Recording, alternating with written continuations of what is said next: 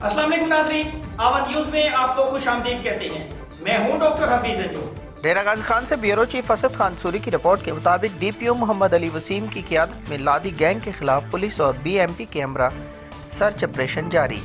लादी गैंग के अरकान अपनी कमीन गाहें छोड़कर फरार। डीपीओ मोहम्मद अली वसीम की सरबराही में लादी गैंग के मेंबरान और इनकी सहूलतकारों की गिरफ्तारी अमल में लाने के लिए दर्रा सफेदो सर्च ऑपरेशन किया गया।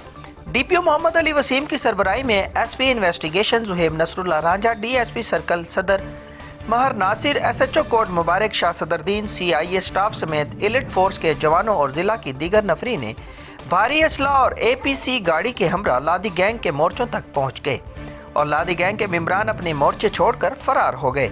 जबकि एसपी इन्वेस्टिगेशन जुहेब नसरुल्लाह रांझा की जेर निगरानी पुलिस ने लादी गैंग की कमीन गाहें तबाह कर दी। डीपीओ मोहम्मद अली वसीम ने कहा कि माशरे का अमन हरगिज तबाह नहीं करने देंगे। लादी गैंग की नकलो हरकत पर कड़ी नज़र रखी जा रही है और अवाम नास के जान और माल के तहफ़्फ़ुज़ को यकीनी बनाते हुए लादी गैंग के मज़मूम अज़ाइम को हर सूरत नाकाम बनाएंगे।